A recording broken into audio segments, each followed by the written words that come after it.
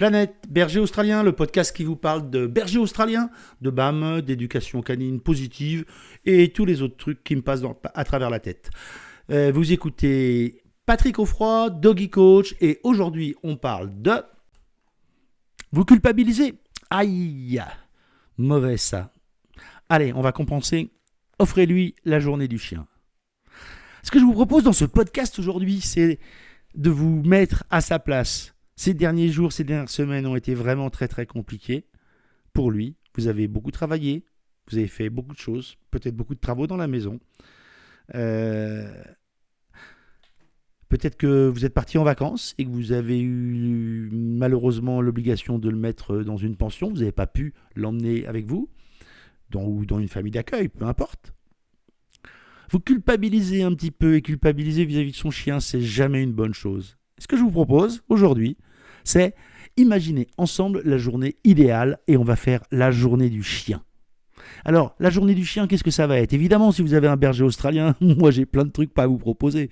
Mais si vous avez un chien autre, vous allez devoir adapter ça. Première chose, ça va vous servir à recréer du lien, remettre de la connexion. C'est hyper important pour vous, maintenant tout de suite, pour faire plaisir à votre chien, mais aussi pour vous, pour l'image que vous avez de vous, parce que la relation que vous avez avec votre chien est importante pour l'estime de vous que vous pouvez avoir. Mais ensuite, et surtout, ça permet de remettre la relation sur les rails et de la remettre dans une dynamique pour l'avenir. Donc, gardez à l'esprit que cette journée, oui, elle est pour lui, mais elle va aussi être pour vous. La première chose que je vous propose, c'est bien sûr de faire une grande balade. Alors, la grande balade, si vous avez un chien un petit peu compliqué, vous pouvez toujours la faire en longe. Ce jour-là, vous vous équipez d'une bonne longe de 12 ou 15 mètres et il va avoir ô combien de possibilités. Même si vous êtes tout seul en balade, au bord de la mer, en forêt, dans les champs, peu importe. Et vous allez faire une balade et vous allez faire une balade silencieuse. C'est une des meilleures balades qui soit. C'est-à-dire que si vous avez un chien qui est habitué à être baladé en ville, il va au début beaucoup vous regarder. Tant qu'il vous regarde, tant qu'il vous cherche, pour savoir ce qu'il doit faire, ce qu'il ne doit pas faire, etc., etc., vous continuez à avancer à peu près au même rythme qui est votre rythme. Et petit à petit, il va se rendre compte que finalement, il va se caler sur votre rythme à vous, et puis au bout d'un moment, ça va un peu le saouler, et il va se dire « Ok, je vais commencer à vivre ma vie ». Et quand vous arrivez à ce moment-là, ce n'est plus lui qui va avancer à votre rythme, et c'est vous qui allez commencer à avancer au sien. Donc la longe, la technique de la longe, je donne du mou, je reprends du mou, j'en parle souvent dans mes cours en ligne. On ne va pas détailler ça maintenant, mais l'idée c'est que votre chien n'a pas de tension dans la laisse, donc la longe n'est pas une laisse géante. La longe, c'est un instrument de sécurité pour vous. Ça vous évite les problèmes s'il y a un chevreuil qui passe, un lambral qui démarre ou autre chose comme ça, ou un VTT ou un qui arrive à fond derrière vous. Tous ces petits incidents qui peuvent se produire, évidemment, si vous êtes à l'aise et que vous êtes sûr que le coin est hyper safe et que vous avez un bon rappel, alors vous pouvez évidemment lâcher votre chien. Ça me paraît assez évident, mais je préfère le préciser. Mais ce qui compte là surtout, c'est que vous allez avancer à son rythme. C'est-à-dire que s'il a envie de farfouiller sur la gauche, et que ce n'est pas vraiment le sens du chemin, eh ben c'est pas grave, on va aller farfouiller à gauche. Et vous allez comme ça vous balader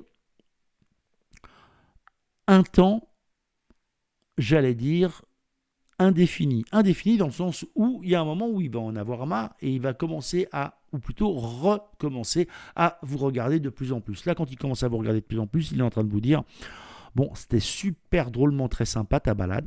J'ai bien senti flairer, fait quelques trous, je suis un peu bien beaucoup dégueulasse. Mais là, maintenant, je retournerai bien à la voiture ou je retournerai bien à la maison. » Donc, cette balade silencieuse, vous ne parlez pas, vous ne faites rien. Je résume, première partie, vous faites à votre rythme jusqu'à ce que le chien décroche de vous. Une fois qu'il a décroché de vous, c'est vous qui avancez à votre rythme et c'est vous qui le suivez avec la longe quasiment au sol. Ou vous le suivez à pied si, évidemment, vous l'avez complètement détaché. Et une fois qu'il recommence à vous regarder pas mal, retour à la voiture. Ensuite, ce que vous pouvez faire, c'est commencer à faire des jeux olfactifs à l'intérieur du terrain, si vous avez un jardin. Mais sinon, vous pouvez le faire dans le parc qui n'est pas très loin de chez vous.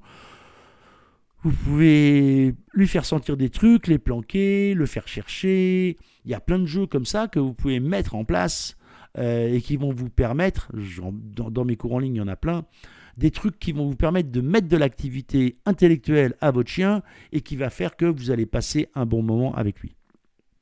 Bien sûr, si votre chien aime être caressé et ou démêlé, shampouiné, etc., le retour de la balade peut être aussi un bon moment pour faire un bon démêlage. Profitez-en pour vérifier les dents. Si vous avez un berger australien, point extrêmement important, lui tailler les poils entre les coussinets, parce que les bergers australiens, entre autres, mais il y a d'autres races qui ont ce souci-là, ont une fâcheuse tendance à avoir les poils qui poussent entre les coussinets, et c'est beaucoup moins pratique quand ils veulent freiner parce qu'ils arrivent plein fer contre vous. Et sauf si vous voulez jouer la quille au bowling, il vaut quand même mieux régulièrement couper les poils qui sont là. Donc ça aussi, ça peut être un bon moment. On le fait sans stress, à la cool, un ciseau à bord rond, et on fait ça tranquillement. Et là, vous allez pouvoir, rien qu'avec ces 2-3 activités, passer une bonne journée.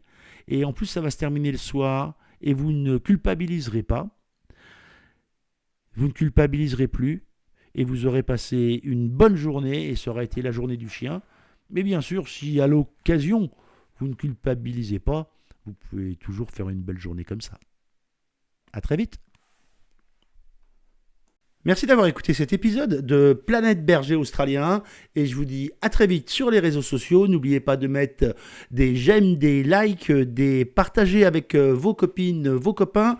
Et si vous avez envie de jeter un œil aux cours en ligne que je propose, n'oubliez pas d'aller sur doggycoach.fr. À très vite.